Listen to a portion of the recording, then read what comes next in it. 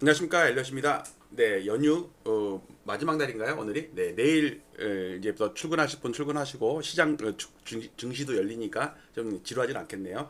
자, 조선일보에서 아주 깜짝 놀라운 그 제목의 기사가 나왔어요. 제가 그동안 주장했던 거를 두 가지 측면에서 반영을 하고 있습니다.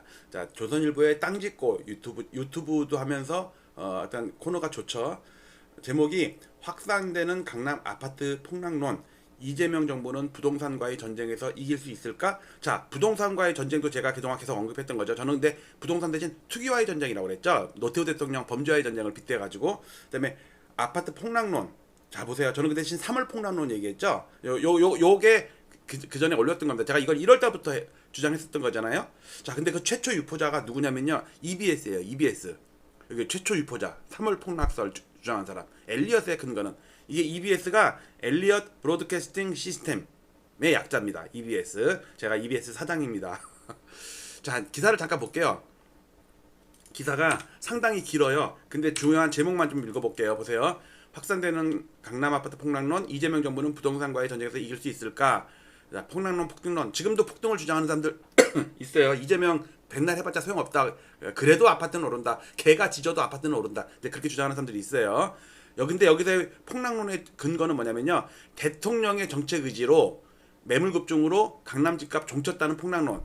근데 저의 그 3월 폭락론 주장은 이게 아니었죠. 저는 이재명 대통령이 그 1월 23일부터죠. 그때부터 트윗질을 시작할지는 저도 예측하지 못했어요. 전 그건 생각 못하고 그러니까 36년 전에 일본의 그러니까 동경의 쌍봉 패턴을 그대로 반복한다면 우리가 1월 달에 월중 고점이 나와야 되고 2월에는 살짝 빠지고 3월 달에는 폭락을 해야지 딱 들어맞는다. 그 얘기를 했던 거거든. 자, 보세요. 일단 매물 급증, 일부 금매 등장. 이제 2월 달에 이거 2월 달 얘기 아직 3월 안 왔어요. 정부 공식 통계는 여전히 상승돼. 지금 상승 중이니까 제 데이터도 월 평균 값은 아직도 상승 중이에요. 그런데 제가 중요한 거 뭐예요? 월중 고점 또는 월중 저점의 추이. 지금 월중 고점은요. 이번 달이 고점이 아니에요. 지난달이 고점이에요. 이번 달 여러분들 신고가 나오는 거 봤어요? 이번 달이 고점이 되려면 지난달 고점을 넘어야 되잖아요. 그럼 신고가가 나와야 되잖아. 근데 이번 달에 신고가 나온다는 뉴스 거의 없죠. 그 얘기는 지난달의 신고가보다는 이번 달의 신고가가 낮은 거야. 고점이 낮은 거예요. 이러다가 월간으로 마이너스가 되면 그때부터는 이제 저는 월 평균 값이 하락하면 그때부터는 저점을 중요시하거든요. 어쨌든 그다음에 3월 이사철 전후 거래가 늘 것. 자, 거래가 느는데 이게 투매 거래가 늘 거라고 생각을 해요. 저는 다주택 절세 물량들. 근데 문제는 올라간다는 점은 미국발 금리 인하, 미국이 금리 인하하면 오를 거야. 주가가 폭등하면 아파트도 오를 거야. 그다음 사상 최고치 주가 수출 실적이 집값 자극할 가능성. 근데 이거를 이재명 정부가 모를까요? 아니 아파트 값이 오르고 주식 값이 오르고 경제 좋아지고 그러면 과거에는 아파트가 오르는 게 맞는데 이번에는 서로 죽여라잖아요. 제 제목이 다주택자들을 이제부터 서로 죽여라. 서로 가격을 떨어뜨리라는 얘기예요. 내가 싸게 팔면 저쪽에 있는 다주택자들이 죽어나는 거라니까. 그게 스탁론 사태라고 그랬잖아요. 스탁론 사태. 자, 요 기사를 봤고요. 제가 일본의 그 36년 전에 일본이랑 자꾸 비교를 했던 이유 중에 일본의 죄송합니다. 일본의 상투가 1990년이거든요. 1991년입니다. 91년. 91년에 상품인데 여기 빨간색이 일본의 주택가격 지수예요. 외봉이라고 외봉. 자, 여러분들 잘 기억하실 게 일본 전체적으로는 외봉인데 동경 수도는 쌍봉이에요. 우리나라도 전국적으로는 이미 21년에 외봉을 치고 떨어지고 최근에 살짝 반등한 정도야. 부산, 대구는 4년, 5년째 계속 빠지고 있어. 노도강도 지금 21년 고점을 한참 못 넘었어. 강남 3구나 한강벨트나 몇 군데만 올랐단 말이에요. 자, 그 다음에 그때 그러면 사회적 현상 제일 중요한 게 뭐겠어요? 인구죠, 인구. 그것도 그냥 노인네 느거나 아기가 느는 게 아니라 주택을 구입할 수 있는 사람들, 아파트를 구입할 수 있는 사람들의 비중이 높아져야 될 거 아니에요. 그래서 제가 생산 가능 인구 비중에 연구를 뒀는데 일본이 이때 거의 피크였어요. 지금까지도 빠지고 있어요. 지금 이게 지금이거든요. 지금도 빠지고 있다니까. 이거는 인구가 뜬다기보다는 그 출생률도 옛날보다 낮고 노인네는 점점 많아지고 하니까 생산 가능 인구 비중이 줄는 거지. 생산 가능 인구는 별로 그렇게 많이 줄진 않을 거예요. 아마 조금만 줄었을 거야. 근데 비중이 많이 준다고. 비중이 여기서. 그다음에 아파트 값을 밀어올리는 동력이 뭐예요? 대출이잖아요. 부채. 자, 이거는 민간 GDP 대비 가계 부채고, 요거는 기업 부채고, 요 두 개를 합쳐서 민간 부채, 민간 신용이라고 그래요. 210%가 넘으면 220%까지 갔습니다. 이때 그러니까 일본의 상투가 뗄감 기준으로는 GDP 대비 민간 신용이 210%를 넘는 순간에 피크를 쳤고, 그 다음에 그거를 사줄 수 있는 사람의 관련해서는 파퓰레이션으로 관련해서는 생산 가능 인구중이 피스키를 쳤었다. 근데 우리나라를 보니까 30년 후에 우리나라를 보니까 21년에 가계부채, 기업부채가 엄청 늘어가지고 GDP 대비 220%까지 갔었다. 그 다음에 생산 가능 인구는 21년에 딱 상투 치고 지금 빠지고 있거든요. 지금. 그리고 서울이 아니고 전국은 21년에 상투 치고 빠진 다음에 요 정도 반등했다니까. 조금 더 반등해. 몇 달 지났어요. 요 정도 반등했다니까. 서울이 아니에요. 전국이에요. 아니 일본이랑 우리나라랑 비교하려면 전 세계적으로 비교할 때 미국, 뭐 스페인, 뭐 중국, 일본, 한국 이렇게 비교를 하잖아요. 그 다음에 디테일하게 들어가서 각 도시를 또 비교를 하겠지. 자, 요거를 자 보세요. 91년이 고점입니다. 21년이 고점입니다. 이 30년간의 차이를 갖다가 요거랑 겹쳐 볼게요. 딱 겹쳤습니다. 이렇게. 그러니까 요거를 잘라다가 여기다 갖다 붙일게요. 요거 이렇게 붙였습니다. 그러니까 봤잖아요. 빨간색 고점, 까만색 고점, 초록색 고점. 똑같단 말이야. 자, 그런데 서울 아파트, 그러니까 동경이 이게 5년 전에 한 거거든요. 6년 전에 작업했던 거예요. 근데 그때는 동경이 쌍봉인 줄 몰랐었어. 솔직히 저도 그때는 일본 여기 도시를 연구하는 것보다는 그 나라를 연구했잖아요. 자, 그래갖고 근데 나중에 바꾼 게 뭐냐면 이번에 6월 3일 날 이재명 대통령이 취임을 했잖아요. 그런데 보통은 한 손을 들거나 그다음에 뭐 엄지척을 하거나 이러는데, 아니 혼자 뭐 잘났다고 이게 하트를 한 거야. 그것도 옆에서는 손가락 하트를 하고 있어. 둘이서 007 미팅에서 만나가지고 말이야. 자, 그랬고 이걸 잘 보니까 이렇게 있단 말이야. 이렇게. 근데 이게 동경의 쌍봉을 얘기해가지고 나는 부동산과의 전쟁으로 쌍봉의 오른쪽 봉우리를 만들겠다라고 했다는 생각이 전 들어가지고 그때부터 제가 별명을 쌍봉선생 이재명을 했단 말이에요. 자, 그래 요거 쌍봉선생 이재명이라는 영상도 올렸어요. 왜? 이 당시에 일본에 잃어버린 30년의 가속도로 붙인 게 하시모토 총리였는데 하시모토 총리는 일본의 부동산 나라 망국이다. 이거를 때려잡아야 된다라는 소명의식을 갖고 부동산을 폭락시켰다고 이렇게 나와요. 자료를 찾다 보면. 물론 고점일 때는 가이오 총리였는데 이거를 가속화시킨 거 있잖아요. 솔직히 2, 3년 떨어질 수도 있잖아. 우리도 노무현 말년에도 떨어졌고 그다음에 문재인 말년에도 떨어지고 했단 말이야. 근데 떨어질 수는 있는데 문제는 그 떨어지는 거 갖다가 계속 10년, 20년을 끌고 간 게 하시모토 총리였다니까. 그러니까 우리 그 위정자들 있죠. 이거 지금 부동산 대책 만들고 하는 사람들 꼭 일본의 하시모토 총리의 부동산 정책과 반응 이런 걸 연구를 해보세요. 부동산 때려잡는데 귀신이었다니까 하시모토 총리가. 우리 허준호 말고 또 그지? 그 영화배우 누구 아들 있잖아요. 나이 많은데 애도 나가지고 동생도 생기고. 하정우 딱 하정우랑 닮았어요. 이게 영화배우라니까. 일본에서는 아마 내가 볼 때는 엄청 인기 많았을 것 같아. 영화배우 같이 생겨가지고. 자, 예를 들어서 뭐 고이즈미 안 잘생겼어. 그 다음에 이번에 모리 총리, 타케시다 총리 다 잘 안 생겼는데 여기 잘 생겼어. 저도 친일파 아니에요. 자, 일본과 우리의 36년 전을 비교를 하면 이거는 제가 이재명 대통령 되기 전에 이거 방송에 나가서 평일 TV에 나가서 했던 거예요. 3.17 융자 총량 규제를 본 따서 이제 실현된 거예요. 그때는 대출 총량 관리 규제라고 그랬는데 실제로 나온 거는 6.27 대출 총량 관리. 제가 6월 10며칠 날 방송했는데 진짜 보름 있다가 이게 나왔다니까. 내 방송을 보는 것 같아. 표경호 방송을 보는 것 같아. 가유 총리였고 노태우고 이재명 보세요. 범죄와의 전쟁을 따라서 투기와의 전쟁. 근데 오늘 조선일보 기사 제목에 부동산과의 전쟁이라고 그랬잖아요. 근데 이거 실현된 거예요 지금. 그 다음에 미국 야쿠자와의 전쟁을 해서 얘네는 통일당 힘법 만들어. 그 다음에 우리 종토세 노태우를 따서 지조라는 거를 일본에서는 만들었고요. 우리는 지금 조국 대표가 지금 엄청나게 펌프질하고 있죠. 토지 공개념. 자, 제가 얘기를 하면 저는 6월달 방송에서 이거 1, 2년 안에는 할 것 같다 그랬는데 벌써 얘기가 나와요. 그 다음에 BIS 8%를 본때 가지고 우리나라 위험 가중치를 올릴 것이다 하는데 진짜 올렸죠? 지금 20%까지 올렸는데 25%로 또 올린대요. 이게 뭐냐면 BIS의 분모예요. 분모. 위험 가중치. RWA가. 리스크 웨이티드 에셋.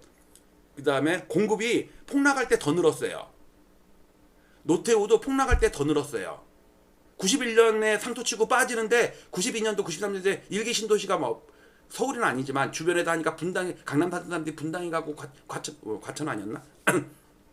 또 일산으로 돌아 그랬잖아요. 근데 이재명은 뭐냐면요. LH가 직접 시행을 해서 가격 파괴 열풍 20억 15억 하는 국민 평형이라도 6, 7억에 들어갈 수 있게 토지부 임대부 이런 거 하든지 뭐 하든지.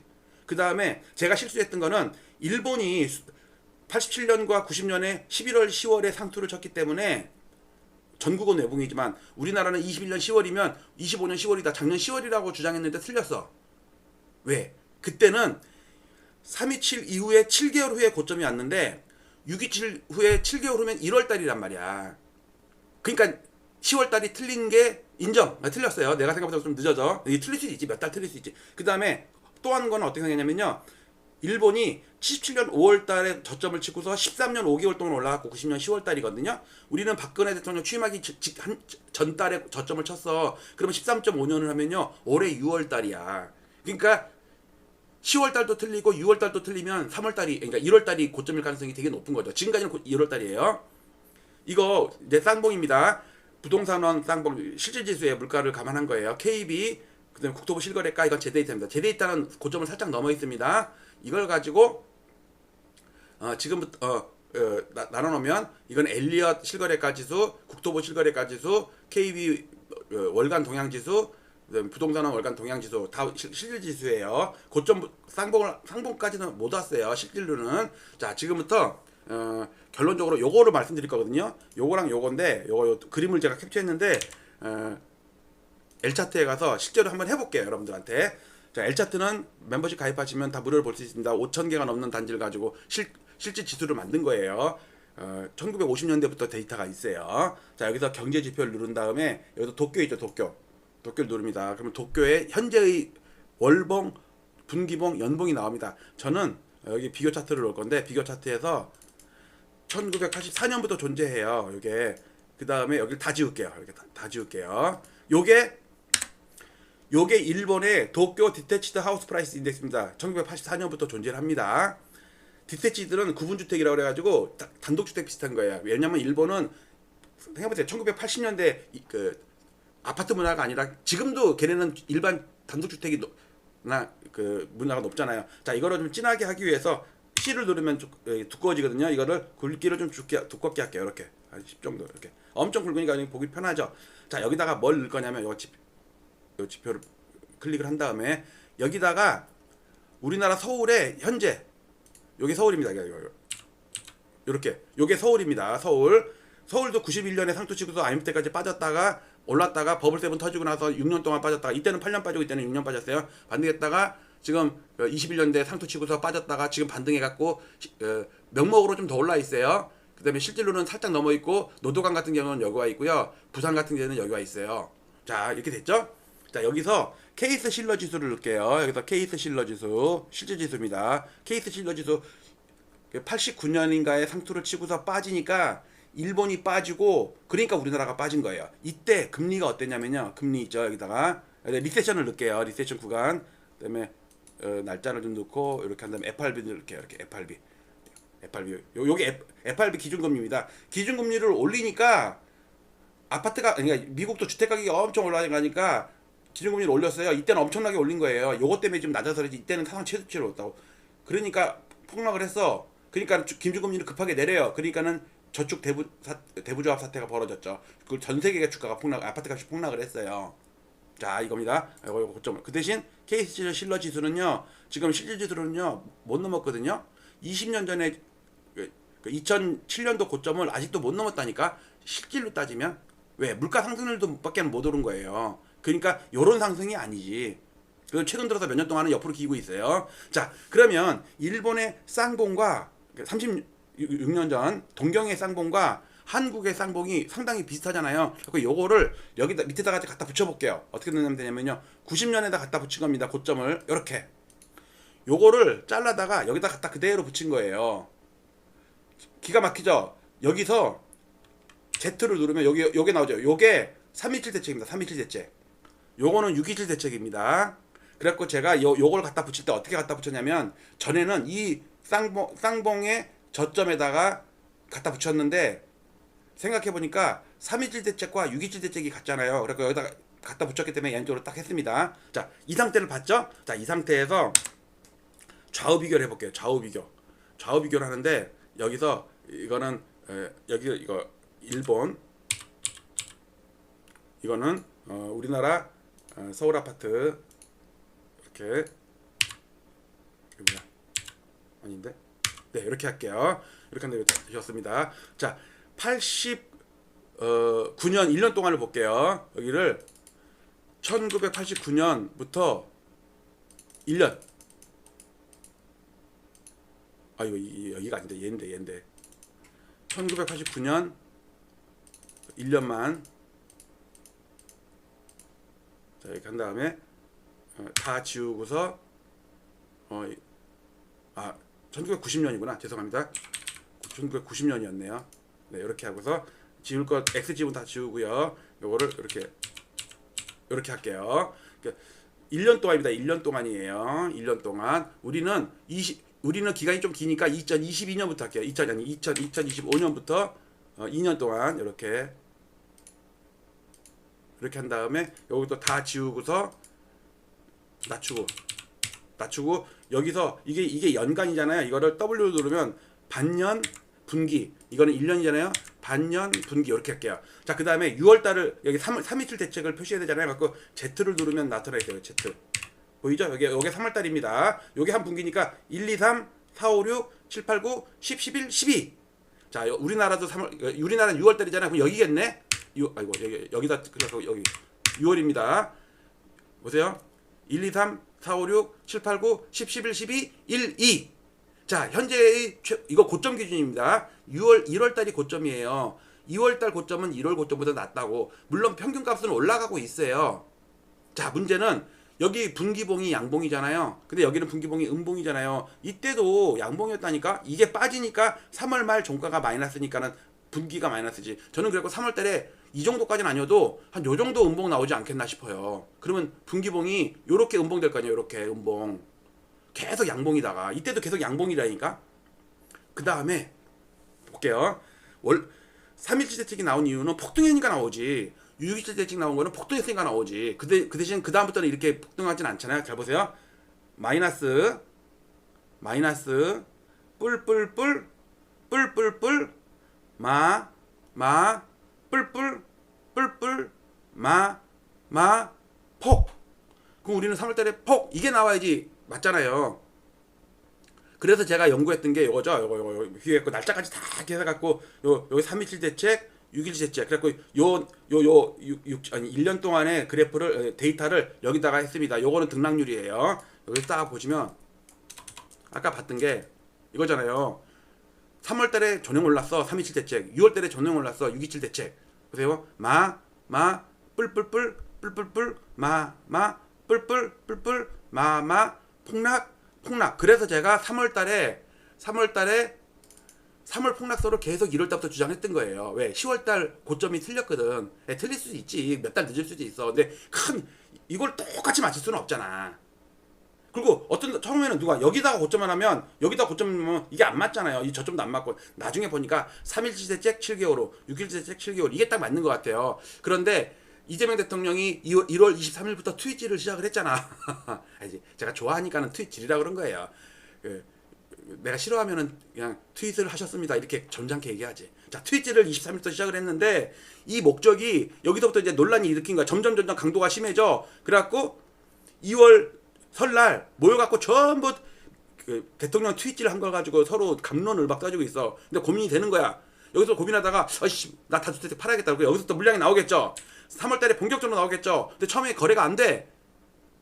근데 일주일 여기서 샀는데 일주일 있다 보니까 5천이 더 떨어졌어. 여기서 산 사람은 또 7천이 더 떨어졌어. 그러니까 1, 2주 만에 1억 막 5천 1억이 손해 본 거야. 그다음부터 사람들이 안 사. 그러니까는 거래가 안 돼. 그러니까 더 급하게 더 싸게 낮죠. 그게 서로 죽여라예요. 다주택자들이 서로 가격을 낮춰가지고 서로 경쟁적으로 싸게 팔아야 되지. 왜냐면 5억 손해 보는 것보다 내가 1억 싸게 파는 게 낫잖아요. 그렇죠? 세금으로 5억 뜯길 것 같은데.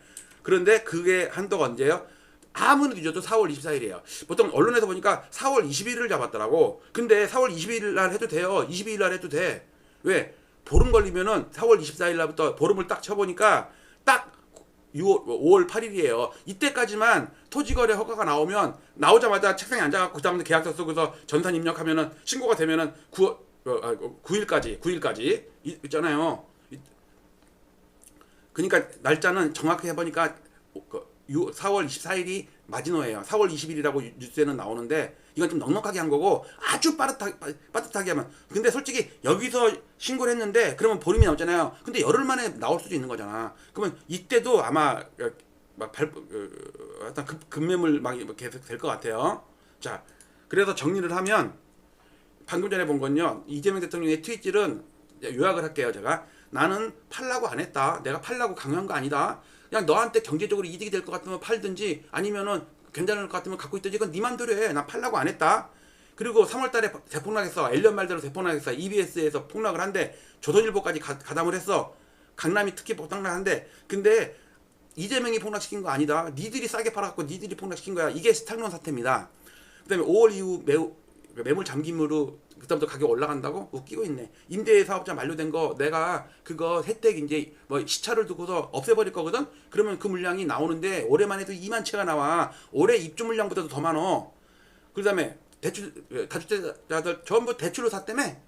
근데 뭐 임대 사업자든 하여튼 뭐든 누구든지 간에 뭐 1년 만에 연장 뭐 이렇게 할 거 아니에요. 만기 연장 이제 못 할 걸? 그러면은 내년에도 만기되고 내후년에도 만기되고 이 만기는 영원히 존재해. 그러면 물량은 계속 나올걸? 팔아야지 대출을 갚지. 그 다음에 그래도 버티는 놈, 난 돈 많으니까는 버틸 수 있어. 그래? 그럼 너 보유세 버텨봐. 너 1년에 5천만 원씩 뭐 1억씩 세금 낼 수 있어? 어쩔 건데? 그렇게 따지면 내 임기가 아직 4년이 넘게 남았는데 4년 내내 물량이 나올 거야. 그러니까 그 3, 4월 달에 급매로 없애버리는 거는 그건 지능순이야. 괜히 옛날처럼 감성에 잡혀갖고 우리가 버티면 이겨. 정권은 유한해. 우리는 뭐 영원해. 근데 갑자기 요번에 지선에서 대박으로 이겨가지고 밀어붙여가지고 헌법 개정까지 해갖고 연임은 가능하게 봐. 그러면 이재명이 앞으로 9년이 남았다니까. 못할 것 같아요. 이재명은 한다면 한다니까 진짜. 자, 그런데 제가 여기서 뉴스 중에 여기 보시면 강남 아파트 폭락론이라고 그랬잖아요. 그게 알고 보면 이거예요. 이거 우리나라에 1955년부터의 물론 앞에 부분은 주택 가격입니다. 실질 아파트 시가총액 상위 100개로 만든 거예요. 엄청 여기에 분명히 80 몇 개가 강남 3구예요. 강남 3구. 고가 시가총액 큰 건 다 강남구라니까 노원구에 한 개 있을까 말까예요.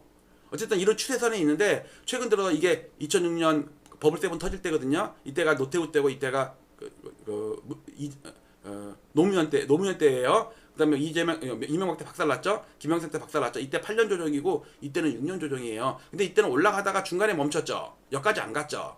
그다음에 빠지다가 여기까지 안 내려왔죠. 그러니까 진폭이 작아지는 거니까 이때는 스윙이 꽝꽝꽝꽝 이랬는데 지금은 스윙이 작잖아. 단기적으로 몇 달을 보면 엄청 센데 큰 60년 70년 차트로 보면 약한 거예요. 근데 문제는 얘가 지금 만약에 끼역끼역해갖고 여기까지 올라가려고 그래. 이거 여기까지 가려고 그래. 그러면 안 되잖아요. 그러니까 이재명 대통령 여기다 줄을 쭉 거놓은 거예요. 물론 저점에서도 줄을 쭉 거놓으면 이런 걸 뭐라고 그래요? 쐐기형이라고 그러잖아요. 여기다가 딱 거면 이렇게 된다고 이렇게. 이재명 대통령 여기다 줄을 쫙 큰 거야.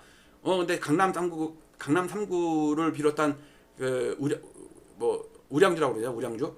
하여튼 시가총 상위 100개 아파트가 이걸 뚫고 올라가고 이걸 여기까지 가면은 우리나라 진짜 뭐랄까 망국병이 된다니까. 그럼 어떻게 돼요? 여기서 이거를 끄집어 내려야겠죠. 끄집어 내려가지고 여기까지 최소한 일단 여기까지 끄집어 내려야겠죠. 확대해보면 이겁니다. 여기까지 끄집어 내려야겠죠.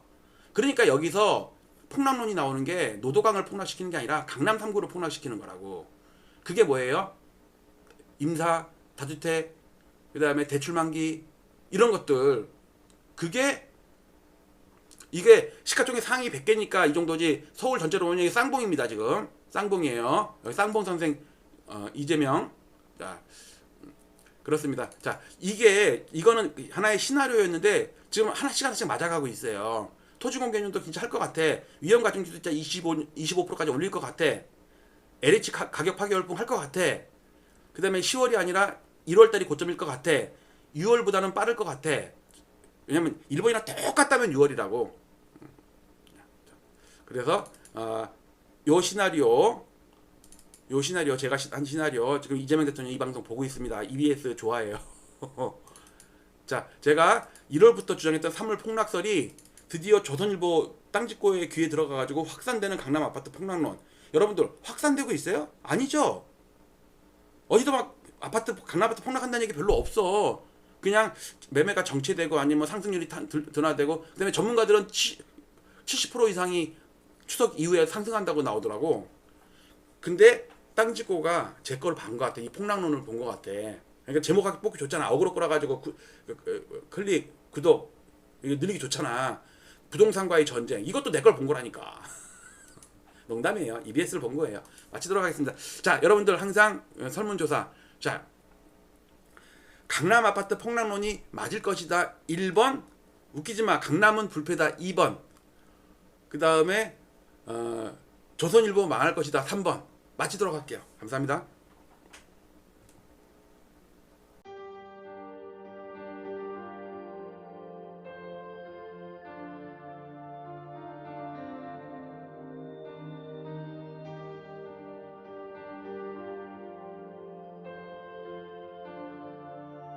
지난 2월 12일 오세훈 서울시장의 갑작스러운 토지거래 허가구역 토허제 해제와 3월 24일 확대 재지정을 기폭제로 서울 아파트 시장의 투기적 과열 양상이 격화되었고 시장 교란 행위도 빈번히 발생했습니다. 한국은행의 통계에 따르면 부동산이 가계 순자산의 73.7%를 차지한다고 합니다. 좁은 국토와 한정된 토지에서 남들이 들어가 살아야 할 주거 공간에 투기를 하고 막대한 불로소득을 올리고 자랑까지 하는 시대는 하루빨리 종식되어야 합니다. 부동산 시장의 투기와 주택 가격의 비정상적인 상승은 국민들의 주거 불안과 청년들의 근로의욕 저하, 사상 최악의 저출산 등 사회적 문제로까지 이어지고 있기 때문입니다. 저는 올해 3월 이후 국토부 실거래가 공개 시스템에서 비정상적인 계약 해제 건수가 폭증하는 것을 목격하였습니다. 아파트 시장을 폭등시키는 것은 일상적인 100건의 계약이 아닌 신고가 한 건에 의할 때가 많기 때문에 투기 세력들은 쉽게 이러한 유혹에 빠집니다. 과거에도 신고가 허위 등록 후 후속 계약이 등록되면 슬그머니 이를 해제하는 등의 사례가 종종 언론에 보도되기도 하였습니다.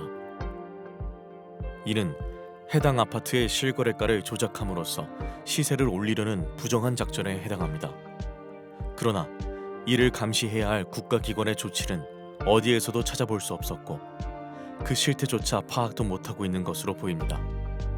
이에 최근에 비정상적인 실거래가 대량 계약 해제 사태를 통계적으로 집계하여 과거와 비교하며 그 실태를 먼저 알리고자 합니다. 본 청원의 취지는 국토부 실거래가 공개 시스템의 신고가 허위 계약 등록 후 후속 계약 등록 시 이를 해제하거나 계약과 해제를 반복하는 자전거래 등 책임있는 국가기관의 아파트 실거래가 조작 여부 실태 조사를 촉구하기 위함입니다. 또한 허위 매물 등록과 시세 담합, 허위 계약 자전거래 등 부동산 시장을 교란시키는 작전 세력 감시를 위한 금융감독원, 증권감독원과 같은 부동산 감독원 설립을 촉구하기 위함입니다. 본 청원을 계기로 국가 차원에서 건전한 부동산 거래 질서를 확립하여 집값 폭등과 이로 인한 불로소득을 차단하여 사회 갈등을 해소하고 국민의 주거권을 보호할 수 있는 부동산 거래의 공정성 및 투명성을 확보해 주시기 바랍니다.